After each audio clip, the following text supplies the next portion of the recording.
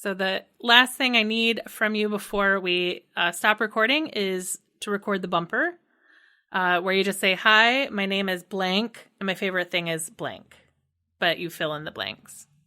Welcome to the Finding Favorites podcast, where we explore your favorite things without using an algorithm. Here's your host, Leah Jones.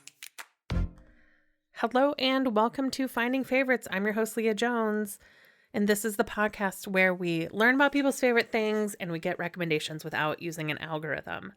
It is Saturday the 18th. This podcast will be going out both on time and a week late. As you already heard from the intro, we're missing our usual bumper. This week I have Cameron MacKenzie on. He's an author. His new book, River Weather Stories, launched a couple weeks ago, and this episode was meant to coincide with his book release. Unfortunately, I switched from using Zoom as my recording software to something called Riverside, and our audio was filled with problems, and we had this amazing conversation, and random phrases from his, like random 2 to 6 second bits of his side of the interview got doubled and tripled. But nothing on my interview got doubled. So editing this interview was very difficult. And now that I'm 6 weeks into chemotherapy, I just simply have less time and energy for doing complicated mental tasks. So this episode had to sit for a week while I thought about literally how to do the math of making this work. So I believe I've pulled together as best as I can this episode with author Cameron MacKenzie. In my, personal life updates, like I said, this week marked the halfway point of my chemotherapy. If you're new to the podcast, this summer I was diagnosed with breast cancer. All known breast cancer is out of my body after a successful surgery and lymph node biopsy, but I'm doing chemotherapy. So I'm halfway through my treatment of Taxol, which means so I've losing my hair. My taste buds are kind of getting hollowed out in a weird way. Bland. The circle of what is bland is increasing for me. And that is very strange. I did go back today to Pilates.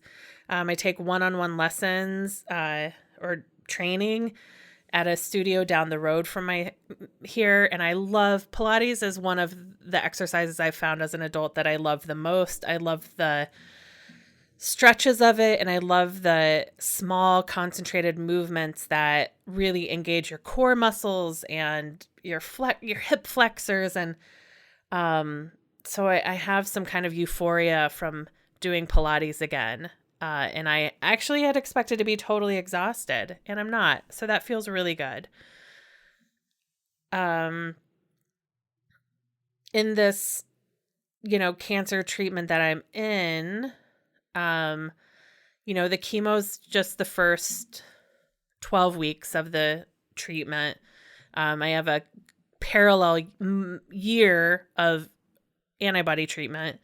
So once the chemo ends, then I do radiation. At some point I get a CPAP machine, so I'll get some better sleep. It's really been a lot of just showing up for appointments. I have had people really say they're really impressed by my attitude in this. I just have a very much I show up for the meetings. I stay hydrated. I put Aquaphor in my nose before I go to bed so I don't get bloody noses, because the Taxol really dries you out. I just heard today that maybe Claritin helps every day because it helps with inflammation that Taxol starts. I'm starting to get my chemo farts under control. I don't remember if I've been on the podcast since I talked about that.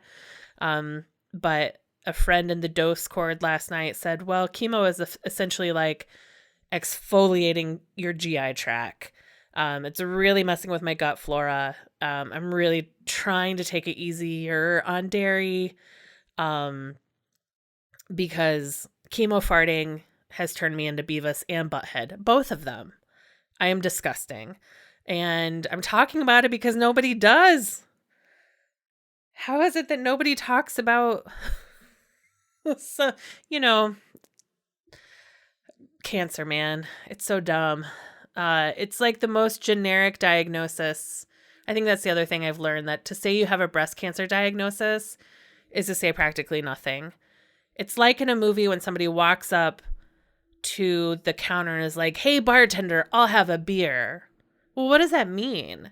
Like when I say I was diagnosed with breast cancer, it doesn't tell you anything. It doesn't tell you what type of cell it started in, the genetic makeup of it. Do I have BRCA? Is it triple negative, triple positive? In my case, it's positive, negative, positive. There's just like all this stuff. And breast cancer, I've realized, is just generic. And you have to get more and more specific of finding the people with similar diagnoses and treatment plans to you to get advice that is useful. So that's been kind of wild. My thank you pens came in that I got to give to people that say, "Today's hospital husband." It is a problem with our society that the assumption is any man who would accompany me to the hospital is my husband, and that any woman that goes with me to the hospital, she does not become my wife. But I had these really lovely enamel pens made for friends that say "Today's hospital husband" on one side, on the public side, with a little hashtag "fuck cancer" on the back, to say thank you to friends who are and family who are bringing me meals and keeping me company and helping me clean the litter box and fill the ice trays and go to the store.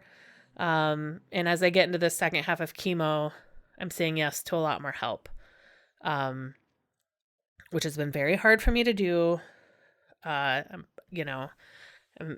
staunch. I'm a very independent, stubborn, stoic Aries, and to accept all the help that has been given to me and accept the love that has been shown to me is very hard to do, but I'm very grateful for the friends teaching me this lesson in this time of my life. In January right now, the plan, I've got one more episode banked and one more interview that I need to reschedule. And then in January, I've asked my friends Shai Corman from Friday Night Movie Podcast and Amy Guth from Crane's Daily Gist to take over hosting in January while I finish chemotherapy. I will add these intros to the episodes, but they're both fans of the show. They know how the interviews, they know the format of the interview. They kind of have access to different people, and they know how to record and edit. So in January, Amy and Shai are going to take on guest hosting for me, which I'm very grateful. And then my plan is to come back in February, hopefully with some recordings from we'll see what Omicron does.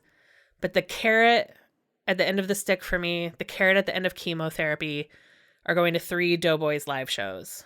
One in Chicago, one at Foxwoods Casino, and one in Boston. And so right now, all entertainment in New York is getting shut down, so I'm not feeling great that in late January, early February, we'll have live shows, and that'll be getting on an airplane. But if we do, I'll be at the Doughboys Con in Foxwoods Casino, and I'm going to be like Podcaster from the new Ghostbusters movie, and I'm going to take my little Zoom recorder on the floor of the casino and find my fellow Domies, and we're going to talk about why we love the Doughboys live from Foxwoods. So hopefully that's what I'll come back in February, but grateful in advance for Shai and Amy agreeing to take on a few episodes for me. So without further ado, today's episode is with Cameron MacKenzie. His favorite thing is dreams and dream interpretation. And please get boosted, get that 3rd vaccine if you're immunocompromised, get the vaccine if you haven't yet, wear your mask, wash your hands, and keep enjoying your favorite things.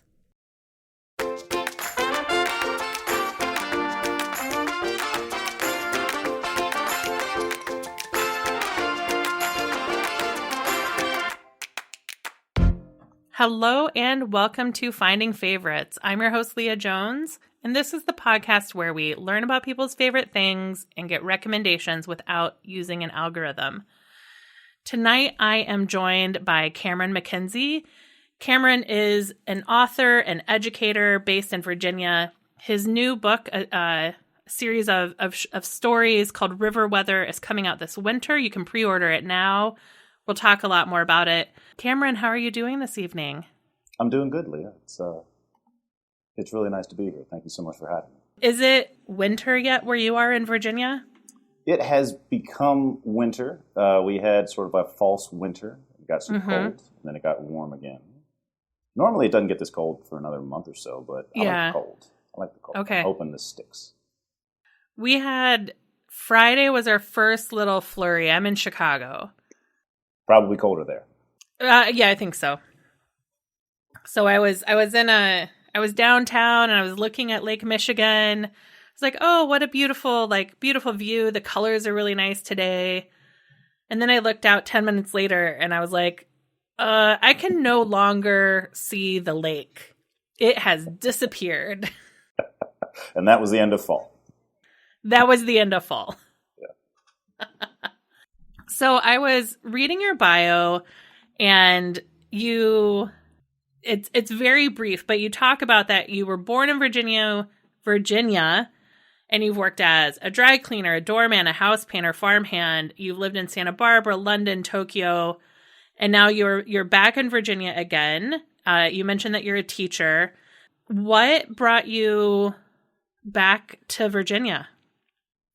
Oh, gosh. The price of buying a house in the Bay Area in California is really what. Yeah. Yeah. I was living out there, loved the Bay Area, loved everything about Northern California, but, it just got to the point I wasn't working at Google or Facebook, and I didn't have Google and Facebook money. Right. And, I have family in Virginia, and I'd be back here for the holidays. And I would start to look at the price of homes on Zillow and laugh. Oh, it's so cute. And then slowly said, maybe that's actually a really good idea, until it became a great idea. But I'm really happy that I moved back. Northern California is not necessarily what it was when I moved there 10 years ago. And there's a lot of really interesting stuff happening in this part of Virginia right now. In what part of Virginia are you? Are you like close to DC? Are you further? I don't know Virginia well. Yeah. So I grew up outside of DC, in Northern Virginia, in Ashburn, Virginia, which was a place, when I first started college, I would tell people I'm from Ashburn. They had no idea where that was. And now so many people know what was just an intersection 20 years ago. Is now a monstrous development that just keeps growing and growing. I'm not living in Northern Virginia now. I live in Southwest Virginia. I live in Roanoke, Virginia, which is a hip little mountain town. It's a lot of fun. Nice. Great biking, great hiking. It's sort of it's an undiscovered jewel so far. We don't like to tell too many people about it. Well, I think they think about Roanoke and then they get spooked. Right? Isn't that where the first colony was supposed to be, the first landing? Yeah, right. Isn't that a piece of trivia lodged in my brain? and a good piece of trivia it is, right? It's that I guess they wrote Roanoke on a tree. Yeah, so that happened. So that happened at the mouth of the river, or it has a lot more to do with the river. So the Roanoke River starts up here in the mountains. And then runs all the way down. Oh, okay. And that's where that colony was.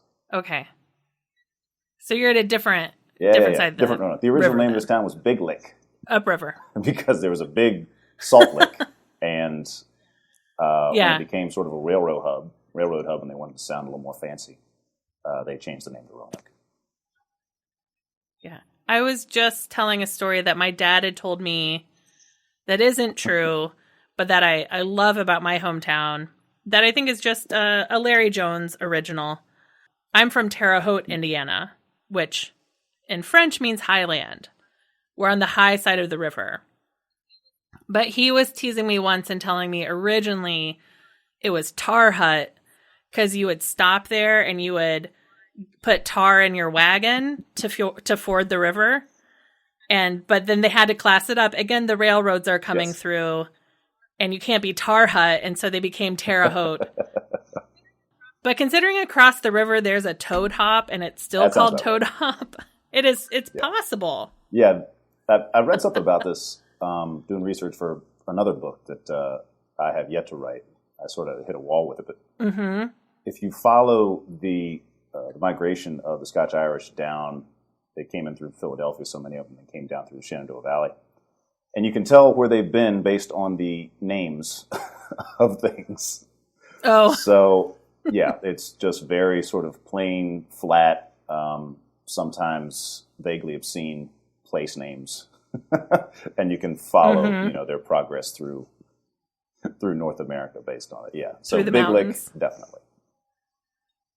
Yeah, that makes sense to me. And is this your second book? Yeah, well, actually my third. It's your third, great. I wrote a book of scholarship in between the novel and this one. That was the one about that was a poetry one, right? Yeah, the first book was a novel about the Mexican Revolution. And then I wrote, how would I describe this? It's a book of scholarship pretty much about modernist poetry and about how a lot of those same ideas are still being talked about by contemporary philosophers. So this would be the story collection. That'd be number 3. Great. And for River Weather, I have found it really interesting talking to authors as we're not out of COVID, but we're sort of in the thaw of the pandemic, maybe. How much of River Stories for you was pre-COVID writing? How much was COVID editing? Where does COVID fall in the creation of this book for you? The book, most of the stories in the book, I think, I started shortly after I found out that my novel was going to be published. And what that gave me was a big boost of confidence that I wasn't a crazy person sitting in a room alone for hours every day. Mm-hmm. And I was able to, I think, loosen up. I'd published stories before then. They're very tight. I think they're very sort of mannered. And I was able to loosen up a lot once I really just had more confidence in my own writing that I could do this sort of thing. And so the stories, I think, got better. They got longer. They got more complicated. Perhaps more sophisticated. And so they came out, I went through a phase, I think, of writing long stories. And then I think I just sort of got burnt out by long stories, and then I started writing flash fiction. Probably a lot of the COVID stuff, during COVID, I was writing mostly flash fiction, and I think there's maybe 4 or 5 of those pieces in there. But that's been a lot of the COVID writing, the flash stuff. The editing probably has been through COVID, especially when I'm putting the book out there, to see who's interested in the editing process. It starts to become ongoing, and then I have to stop myself, and I say, no, the story's done. Leave the story alone. It's going to be okay. Right. Right. You have to, at some point, the words have to stay on the page. Yes. Somebody has to decide the story's done. Right. I'm the only one that can do that. Yeah. Is flash fiction, is it defined by a word count or by the amount of time it takes to write it? That feels like a dumb question now that I've said it out loud. I only give myself 30 seconds. I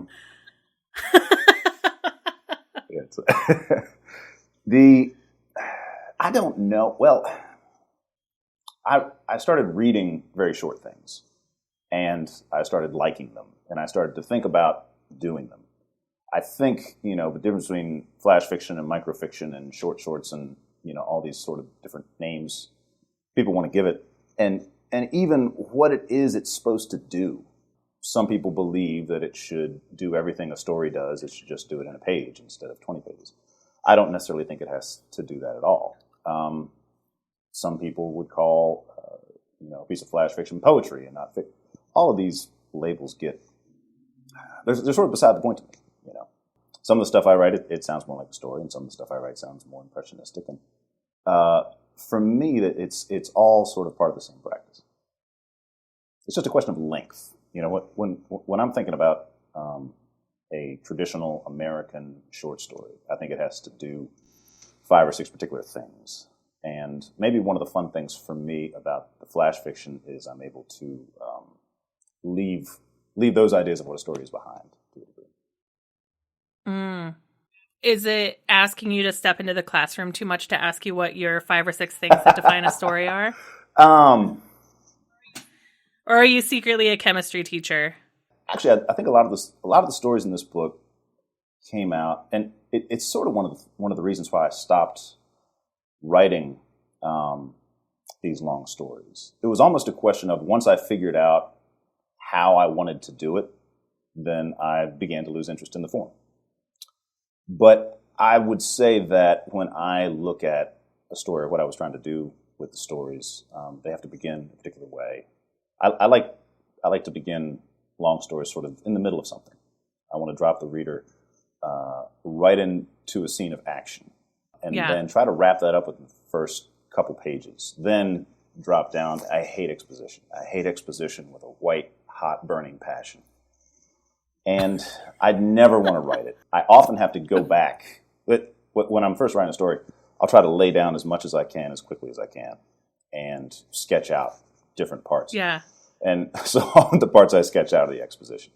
I despised exposition until really, I think I started to read Alice Munro seriously. And once of course she's a genius in everything she does, but once I saw how she could make exposition exciting and interesting and just have so much texture to it, I said, oh, that's how you do it. Okay, all right. And that really helped me approach exposition with something other than dread. And honestly, I think probably my more successful stories are the ones where I'm enjoying the exposition as opposed to just trying to get through it as quickly as possible. I think it makes sense that ultimately a story would be more successful if you enjoyed writing all the parts of it. Yes, right? No part should be torture. Yeah. I like stories to Right. move. I like stories to move really quickly. I like, I don't want to, the lyrical parts of the story, and I try to have, I love, to write lyrically. I used to simply just do that, and then I realized no one knew what I was talking about. You have to have some sort of structure. You can't just begin. Again, that question of structure takes me back to, what is the story doing? Why are we, talking about, a storm cloud, for instance? We have to get to this. You have to earn that storm cloud. You know what I mean? So to try to get to those pieces, which are, to my mind, almost sort of pauses in the story, that there has to be a lot of movement towards it and then a lot of movement from it. The question of movement for me is so often a question of dialogue, which I do love to write. I could write dialogue all day long. It's not difficult for me. Exposition, incredibly difficult. Dialogue, not difficult at all. I love writing dialogue. It often goes on too long. I have to go back and then, cut half of it off, which is, sad. But yeah, we got to just keep the best parts. But yeah, dialogue into and then dialogue out of. And then it's just a question of, what else goes into a story. You have description. Exposition, description, dialogue, lyrical passages. And really, it starts to become a question of, and I think I learned this writing the novel. I learned so much writing the novel, just about how to write. The question of pacing is really maybe top 2 most important things for me. When are we going too fast? When are we going too slow? When do we need to speed up? When do we need to come down? When do we need a pause after what just happened? And what kind of pause are we going to have? Right. I don't know if that got too in the weeds. And it's not too in the weeds. It's not too in the weeds. Do you ever take your love of dialogue to playwriting or screenwriting? Or are you so far short story, flash fiction, novel focused? I haven't tried it. I think about it. But, I read screenplays and I say, okay, that's interesting. But I guess the screenplays that I have written, I can't think of necessarily names off the top of my head, but they seem so bare bones, really, when I look at them on the page. Mm-hmm. And they're built to do that. Right. But I would have a strong inclination to start, coloring in things that I might not need to color in. Right, that you want to do the direction absolutely, and absolutely. the dialogue. And that's the idea of just doing a third of the story, really. A skeleton of a plot with people talking. I'm like, what is this? Is this what form is this? And it's a form that people are very successful in, but one I might have to work a little bit harder at to really nail down. In the podcast West Wing Weekly, which was like the podcast that got me into listening to podcasts at all, they used to talk about the way that Aaron Sorkin gets exposition in is they nicknamed it a teledonna. And if you ever watched West Wing, I love it. Love it. Okay. So when they're walking down the hallway explaining something to Donna, that was exposition. And that was a teledonna. And that was Aaron Sorkin like trying to like explain the legislature or like where the politics are at or the details. Would be a walk and talk with Donna and a teledonna. Yes. When I was, I totally get that. When I was finishing up grad school and I was just in my house all day long trying to write a dissertation, I would constantly play either The West Wing or Deadwood. And not many people remember Deadwood. Ooh. But the writing in Deadwood was just so gorgeous. And the way that exposition got done in Deadwood was they would give it to the number one character, who was Al Swearingen. And he was by far the most dynamic actor. And he was usually shouting at someone while he was drinking whiskey. So you would miss it often. But based on the Byzantine nature of that show, you didn't. I mean, it's kind of beside the point. But if you go back, it was there. The tough thing about the West Wing, for sure, and I think listening to so much Aaron Sorkin dialogue from simply going through all the West Wing seasons as many times as I did, really sort of soaked into my lizard brain as to how dialogue should be written. And sometimes I find myself I'm like, where does that come from? I'm like, oh, I got that from Sorkin. Maybe I should de-Sorkinize that a little bit. Yep. But he's an absolute man. I love the setups, where you've got usually you got the president behind the desk, right? And you have somebody who thinks they're smart, but they're not smart, and they come in, and then they have this conversation where the president just breaks down the person who thinks they're smart. And then you have a secretary wander in and out, and it's just wonderful. It's the same setup in The Social Network, I think, when one of the characters goes to visit the president of Harvard. It's a West Wing scene. Yeah. The president's behind the desk. The secretary walks in and walks in. It's great. Yeah, very Sorkin. There's a couple supercut videos that Kevin T. Porter made that are of like Sorkinisms of his favorite names and phrases and things that have come up in like Sports Night, West Wing, American President, right? The things that he uses, reuses and recycles and plot points and stuff. But I don't know, if you got a tool of boxes and it's works well for you, it's okay to keep using them, I think. Why does every character need to give their resume? Right. He loves that. Yeah. Yeah. When I watch something written by Sorkin now, Sorkin feels like family to me, and I'm willing to, find his faults just endearing.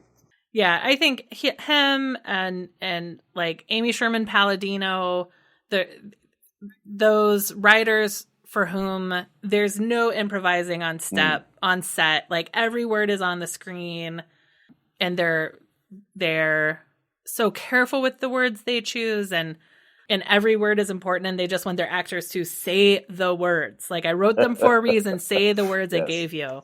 It's one of the things I enjoyed about that podcast, West Wing Weekly, was hearing Josh Malina talk about, because he's been in so many Sorkin projects, and talk about what it's like to be kind of one of his actors, like in the mix of his different projects.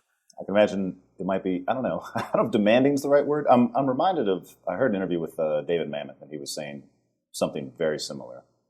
He's of course very careful about his words, and he can be a bit of a, I don't know, grump. Is that the right word to use to describe it? David Mamet, it's like actors are getting in the way of his script. Seems to be his attitude. Right. But you do need them right. in order to it is a have the words meet the audience. It's supposed to be a collaborative process. Yes. A little collaboration. Right.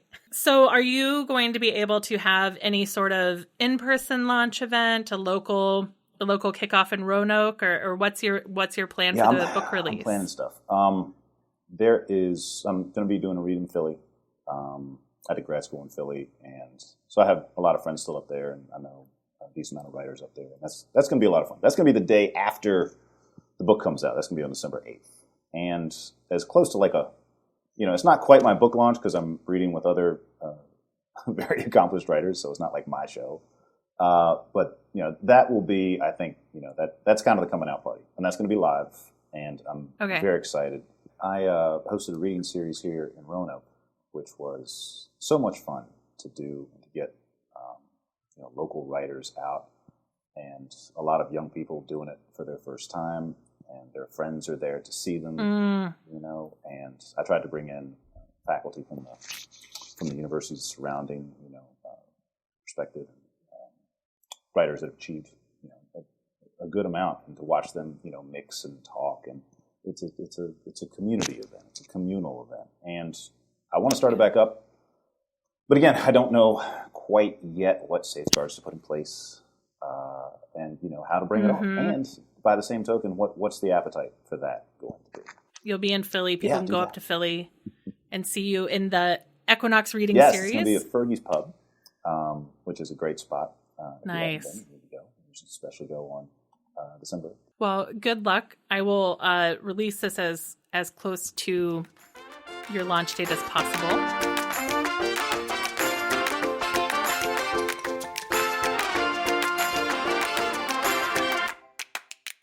We're not here just to talk about your book, although the book is the reason we've met.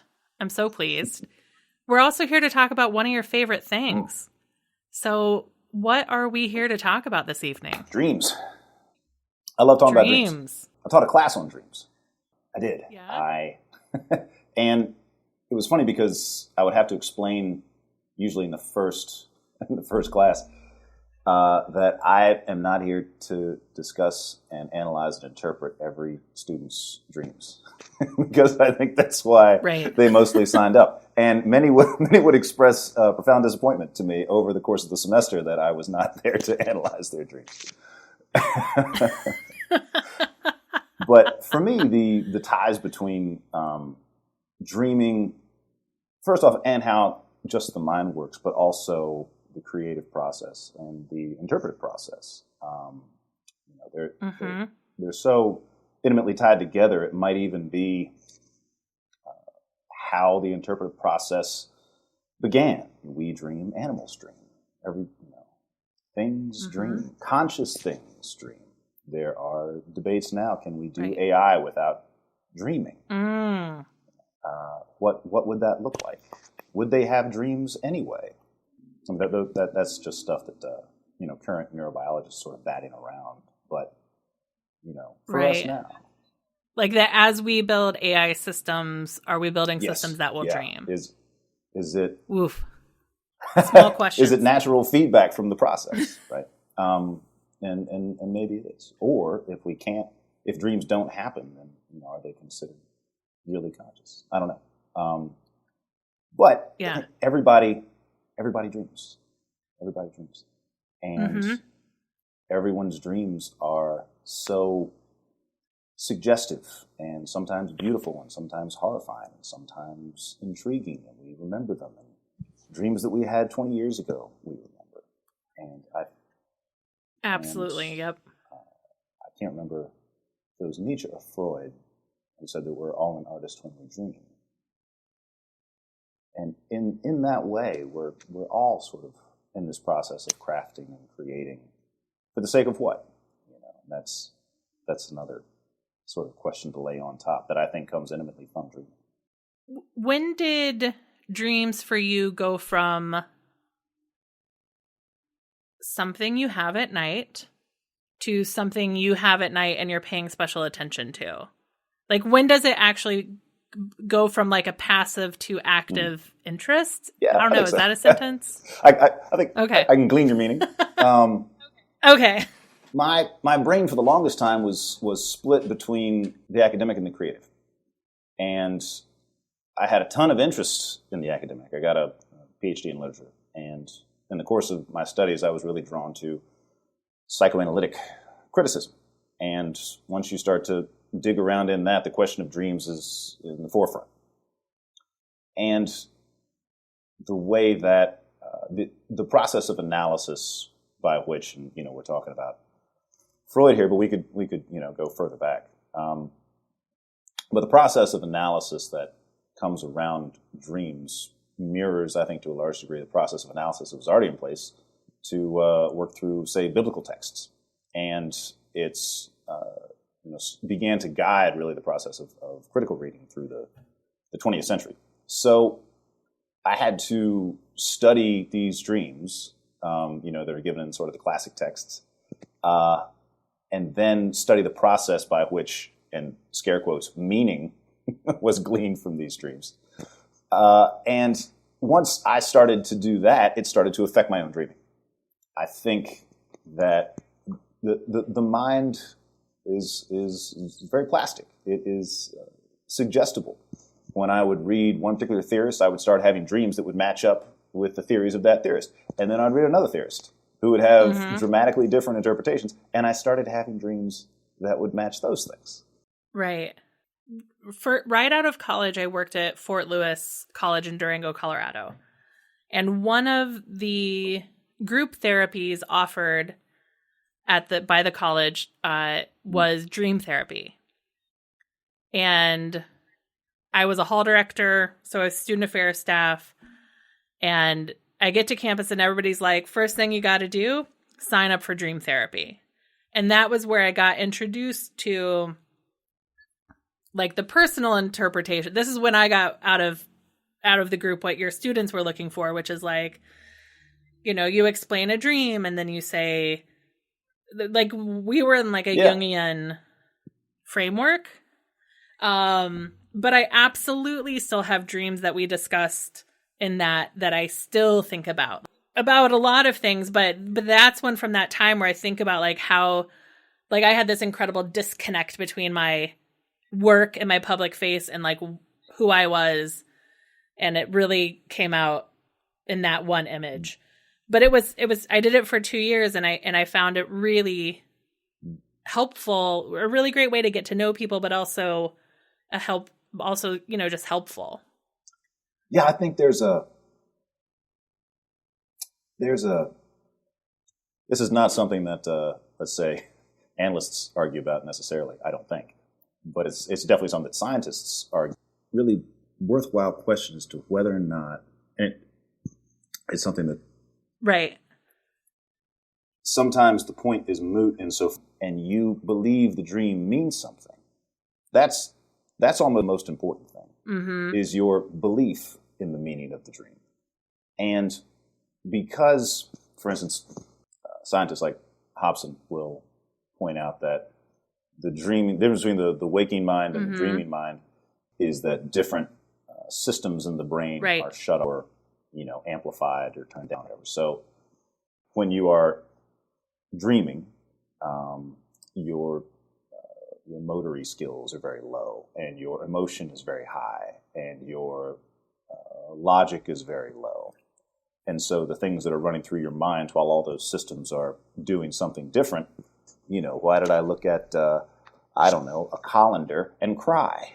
What does the colander mean? And so something crossed your mind when you had this spike of emotion, and I think there's some truth in that, but I also think that to say that there are no messages in dreams, I think is sort of a willful ignorance. Right. You on the other side of rational logical processes. Again, to someone who might find that frightening. Yeah. That's a pretty good reason to just dismiss them altogether. When you had the feeling.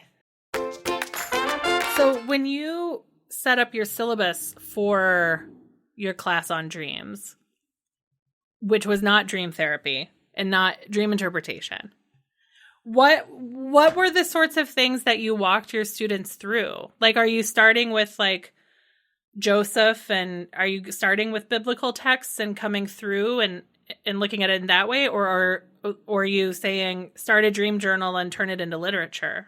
Sometimes I did that, but I would start with Joseph. Yeah. And we talk about his interpretation of the of Pharaoh's dream, and what that made Joseph in relationship to God, because for so long dreams are messages. They are, but they're messages from what, from whence, is all the way up through, and certainly even today, God is the one talking to you through your dream. And if we can understand the dream, we can understand God. We can understand what God wants from us. We can understand what God is trying to tell us. And we can even have a closer relationship to God, because the dream is where he speaks. And then that changes. That changes as God becomes increasingly less important, certainly in European culture. And so by the time we get to Freud, God is not outside, God is inside. It's the unconscious that's speaking to us. But in both cases, the dream is the conveyor of truth. Either God has the truth and he's telling us through the dream, or the unconscious has the truth of what we want and who we are, and it communicates that to us through the dream. There is something, and the interesting Freudian spin is that there is something in you that knows who you are more than you do. And you need to let that speak or try to understand it.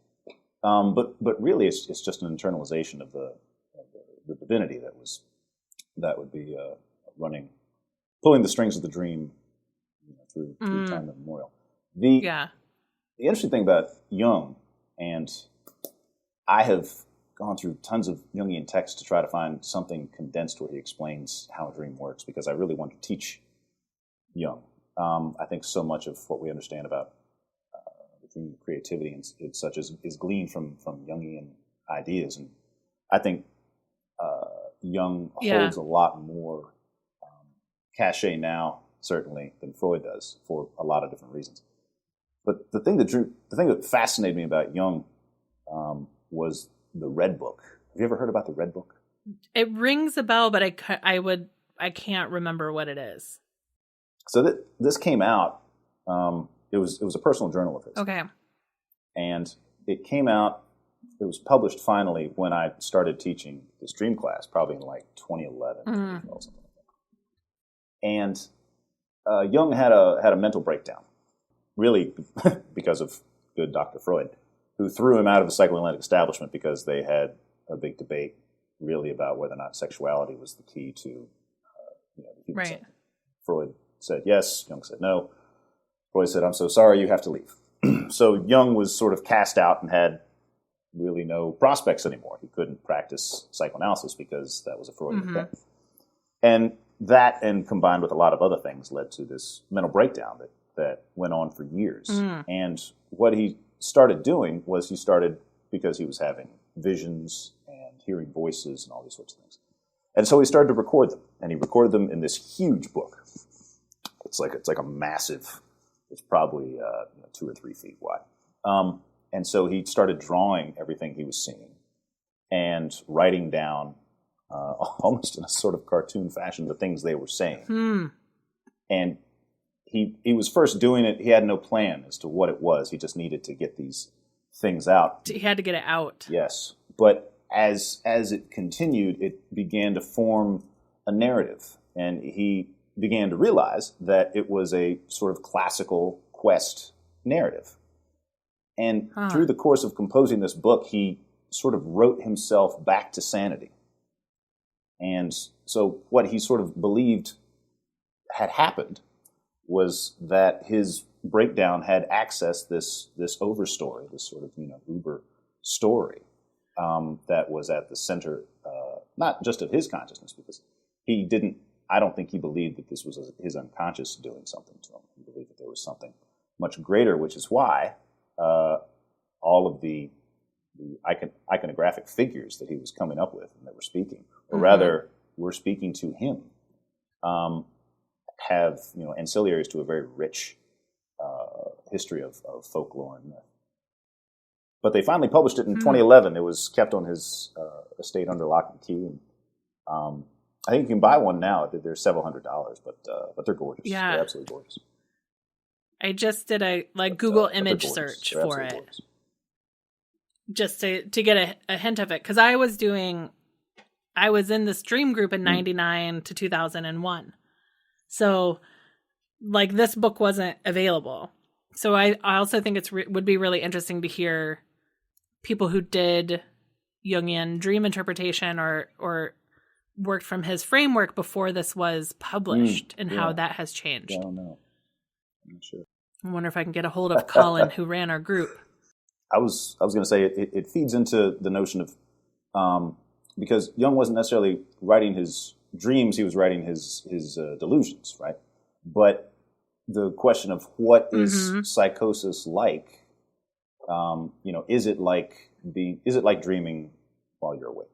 That's one gloss that's been put on it. I don't know if that's still necessarily if that holds value or not, but it sort of goes back to a bigger question, which is one of sort of our perception. What is our perception doing? What is it for? If I can't remember what book it was, maybe the Four Agreements, something like that. There was one line out of it that jumped out at me, which was that you're not asleep when you're dreaming. You're conscious when you're dreaming. It's just a different kind of consciousness. And to follow, let's say, I don't know, like what Hobson says, that it might be to some degree the truth insofar as your systems of perception are doing different things in this phase versus another phase. But what are these systems of perceptions for, right? That's to say that when we're awake, we're seeing what's true and what's accurate. And that's not the case at all. Yeah. The reason we perceive things is so we can move through reality and not die, right? But I was thinking that like in a dream, you don't have to worry about that. You can die in a dream and you can come back in a dream, right? Right. You can do more in a dream. Maybe that's what dreams are for. Maybe it's an unfettered expression of something that we might call consciousness. I haven't. It's been a while since I've really thought about dreams so much. It's so interesting, and because that framework I was given was just, you would ask yourself, what's the essentially that Jungian interpretation was everything in the dream is you. And if your dad is in your dream, if your teacher is in your dream, how did they make you feel? What was the emotion? And then like what in your waking life carries that emotion for you? And that was sort of like on one foot how we would do it. It was okay, everything you interacted with was you, but like, look at what are the emotions that you can carve out of it? Where have you felt that emotion recently in your waking life? And what is that you're trying to work through there? Or, because it was in the context of therapy. So it wasn't in the context of literature or universal consciousness. It was very, everybody was like 18 to 23 years old. It was very, still very self-centered in a universal conscious sort of way. Yeah.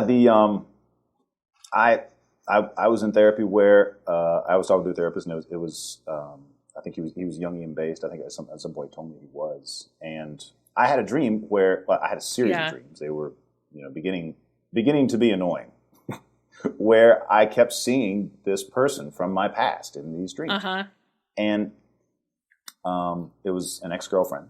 Yeah, and I didn't want to talk to her anymore, but she kept showing up in the dream. Right. He said this fascinating thing. He said, and it, coming out of Jung, it makes a ton of sense. He said, she is your feminine manifestation of yourself, which is why she's there. And I was like, and that hit me really hard. This is one of the things about analysis, it's almost like the question of whether or not it's right or wrong is beside the point. The point is that, does it resonate? And if it resonates, yes. And if it doesn't resonate, no. Unless it really doesn't resonate, and at that point, that's a yes. Keep going. Exactly. Yes. Just come back right around the circle to yes, and it's called denial, and try again. You would dismiss my interpretation because that's part of your psychic makeup, right? The therapist is always on the right side. But so that what he said resonated, and I was like, what do I do? And he said, next time you see her, go up and tell her that you're sorry. And I was like, okay. And wait, in the dream or in real life? In the dream. Okay. Yeah. And I did. And I went up to her, and she was talking to a group of friends, and I remember I tapped her on the shoulder, and she turned around, and I said, I'm sorry. And she just turned back around. And I was like, huh, okay. I guess that worked. And then, the dream went on or whatever. And then I stopped dreaming about her. Huh. For 6 months. But I will say that when she did come back, she's gone now, God bless her. When she did come back, the valence was a lot less, right? Mm-hmm. The intensity was much lower. It was just a character, in the dream. It had been disconnected from what it had been. Yeah.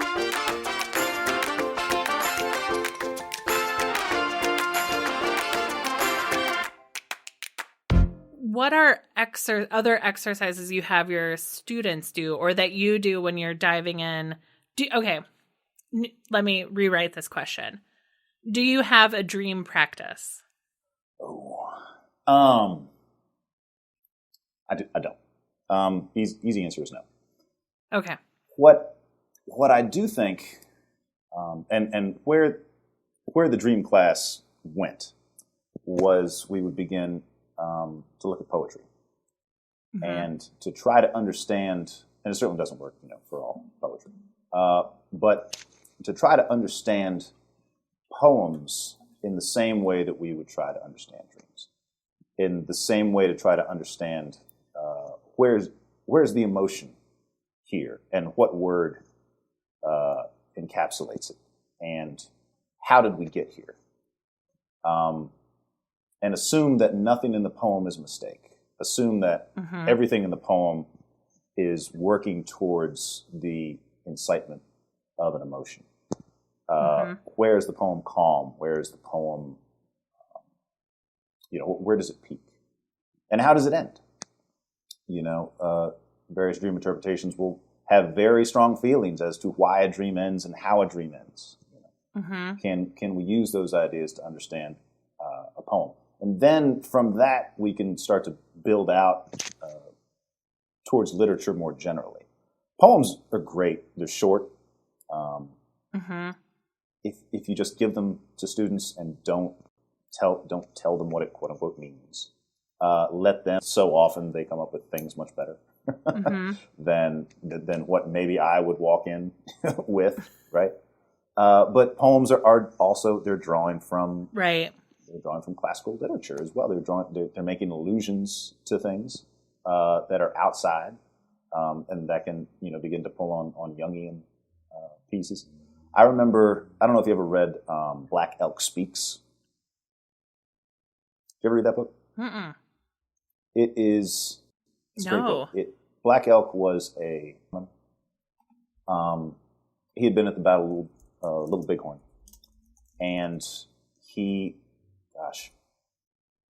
Oh, definitely. I really should know the details. This book was in my house growing up. This is I've seen this cover 100 times. Yeah.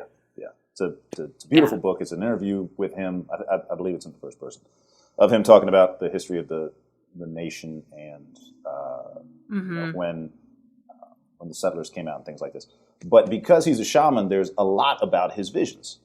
And one of his mm-hmm. visions is this monstrous vision. It's thousands. And they move to the north and they do a thing. And they move to the west and they do a thing. And they move to the south and they do a thing. And then they move to the northwest and do another thing. And move to the south.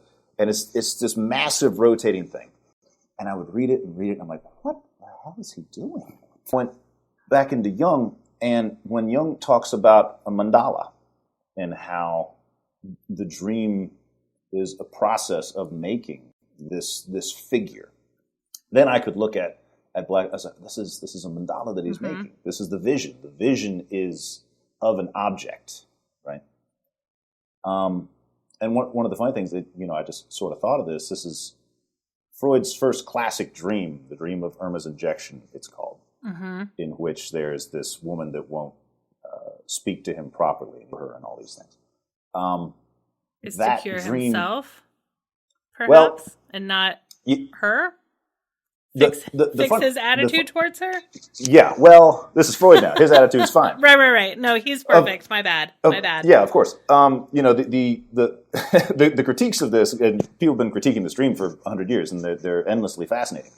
But one of the best ones I ever read was to analyze the structure of the dream. Freud has a vision right at the end of the dream of a chemical compound that is central to the meaning of the dream. And he sees it, like he sees the chemicals sort of laid out before him. And so this guy did analysis of the dream, and he said, if you look at the structure of the dream as to, if you understand the characters in the dream as elements in the compound, they're forming the same pattern.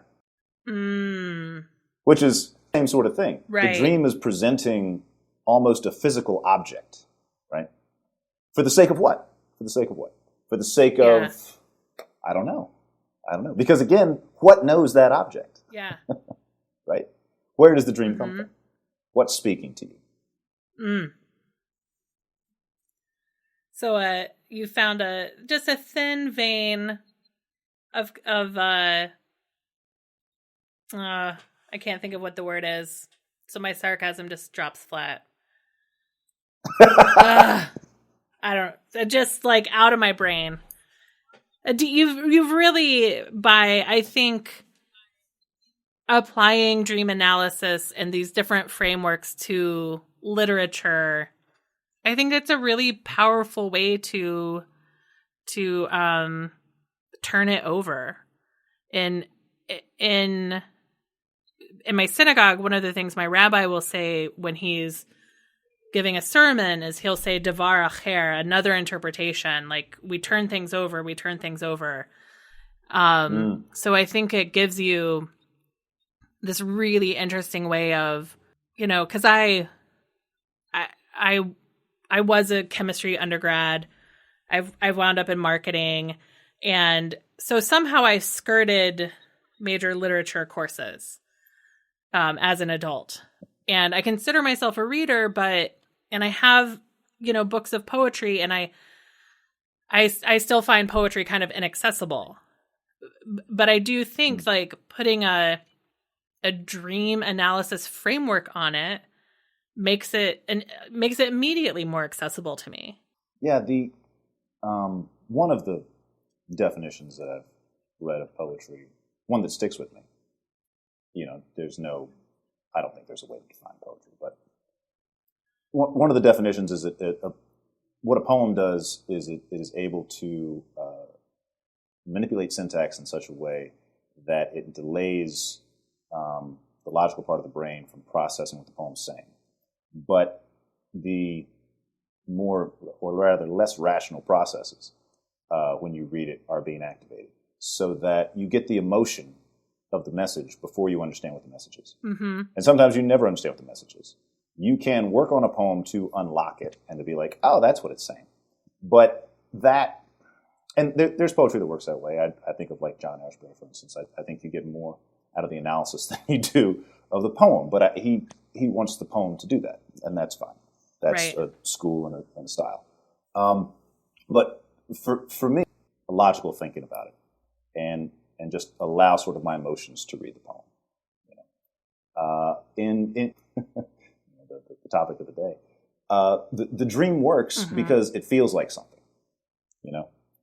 If you went to sleep and just had like messages, like emails, could you imagine how terrible that would be? Yeah, and you wouldn't want to go to sleep. There'd be no mystery. There'd be no interest, right? Miserable. A miserable night. But I think as I have begun to, as I've done really more creative writing in the last 10 years, the thing that's fascinated me about dreams, and because I'm doing more creative writing, this is what my mind does now when I sleep, is that it's not quite, instead of this, what if this happened? Why don't we try it this way? Or why don't we try it this way? And I find that when I'm writing or editing, I'm doing it well when I'm not thinking about it, right? When I'm just playing, when my brain is doing something else and it's operating on maybe this, maybe that. Does this feel good? Does that feel good? And the question of whether or not it feels good, I think, is intimately tied to dreaming. What's going to make the dream go? What's going to make the dream more interesting? What if I said this? What if I went here? Now, there's a fine line for me when I'm dreaming, where if I try to do something, the dream falls apart. The dream feels intentional. The magic goes out of the dream, and it's just me. If you try to take too much control. Yeah, and that's less interesting. But I think the notion of play that can happen within a dream, I think, is directly relatable to what's happening when writing's going well. A lot of times, if a scene's really working, it feels like a daydream. Yeah. It feels like a scene that I'm not consciously controlling, but one that's sort of moving through me in a way that I think would only probably be relatable to something like a dream. Do you want people to be able to find you on the internet? I do. Let's see. Best place to find me probably is I talk about the writing on Facebook, which is, I believe, Cameron.MacKenzie.7. All right. I will make sure to link to that. Please do. I have a website, which is CameronMacKenzie.org. And that's where you can find the books and buy the books and read the reviews and short stories as well. I think some of them are linked up there, the ones that have been published online, but it's also where I update the events. I will be book signing in Roanoke in January, and then there's another reading outside of D.C., readings on the Pike. But yeah, all that stuff is on CameronMacKenzie.org. Great. And River Stories is available on December 7th. River Weather. River Weather. What did I just completely skipped a word. River Weather is available on December 7th. Yes. Coming out on December 7th. And you'll celebrate with a live event in Philly, which people should come out to. Please do. I'm looking forward to it. This has been great. Thank you so much for joining me. Leah, this has been great. I've really enjoyed it. Thank you for listening to Finding Favorites with Leah Jones. Please make sure to subscribe and drop us a 5-star review on iTunes. Now, go out and enjoy your favorite things.